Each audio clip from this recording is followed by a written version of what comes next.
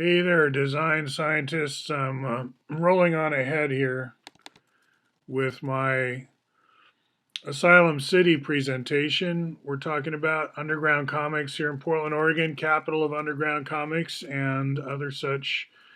I don't know if it's really the capital of underground comics, but we do have Dark Horse Comics, shout out, and a lot of great cartoonists come from Oregon. If you count Homer Davenport, one of the most powerful political cartoonists of all time. If you know your American history, you know about Homer Davenport, Silverton, Oregon.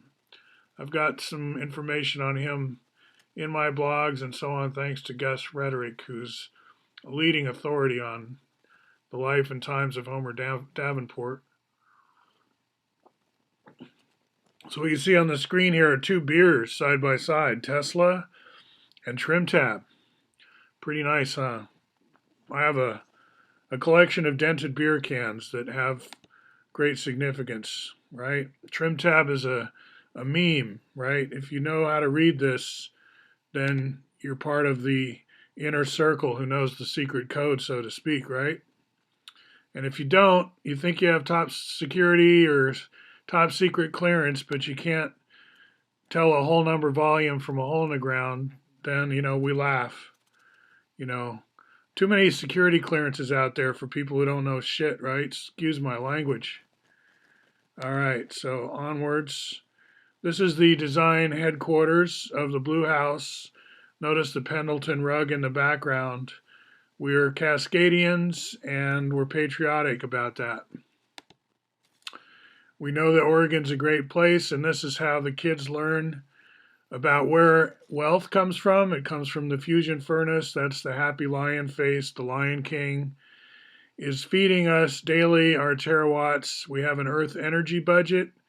The big cycles are like evaporation and the fish life cycle. And from evaporation, we can power hydroelectric dams, and those pylons show the electricity going away from the dam to whatever data center, Amazon, Google, Facebook, they all have data centers nearby. So this mesa is somewhat mythopoetic. I don't have any specific mesa in mind, and I put I-84 there because roughly I'm still along the Columbia Gorge in my mind where that dam was. So it's easy for an Oregonian who's doing an underground comic to brainstorm in this way with the Burning Man 2 kind of concept. It's also Biosphere 2. If you remember Biosphere 2, this is Biosphere 3.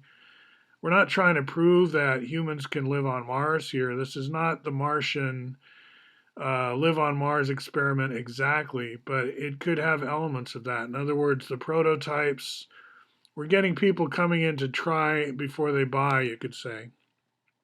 A lot of product placement. If your company is not involved in this planning, then you're probably out of the loop in a lot of other ways too. But we've got the product placement concepts where when we show the TV show, we probably won't need any advertising because it's all paid for through, if you want us to take you seriously as a product, show us how you fit into the lifestyle. Don't just throw cigarettes at us and expect us to take your money or something, right? So we want contextual advertising. We want people who are on board with our project. We don't just want your random drug company, right? But we are into medicine, and there does need to be. I haven't shown like where's the crematorium, what happens if you die, where's the hospital, is it really just a tourist village? Now, if it's like a glorified truck stop, which it may well be, the hookups are for trucks.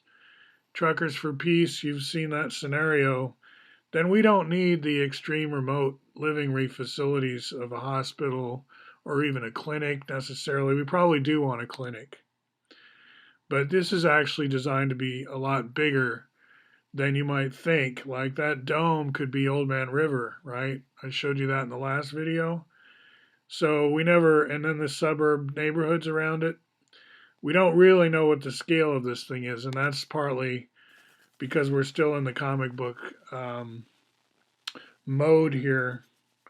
And don't forget Martian math while you're at it, right? So Martian math is approachable from many directions, but I would say probably one of your best bets is to just go straight to the storyboard and check out the whole number volumes part, because it's not like all our polyhedra have whole numbers. You've probably seen that video where I explain about that. But it is important that you understand the code, that you kind of are on board with kind of our basic understanding of what's been going on. And what's been going on is the universities are not teaching refugee science. They're not teaching, mass cleanup like we need to do in the environment. The things that we need to do have been swept to the side by kind of corporate things, like things that might not matter as much. So we understand that you may come to this without having much of a university training, and I'm saying that could be to your benefit because they're not teaching this stuff either, right? They don't have what we call whole number volumes, which doesn't mean that all the volumes are whole number. It's just code language, right? It's a meme for, it's like a canary in a mine shaft. If you don't know the relative volumes of the tetrahedron, octahedron, cube, and so on, why do you even pretend that, you have some responsibility? Like, of course you may, but it's kind of like, I would think that imposter syndrome would be an issue for you. Okay? So, Underground Comics, we'll see you on the shelf here in a minute. Talk to you later.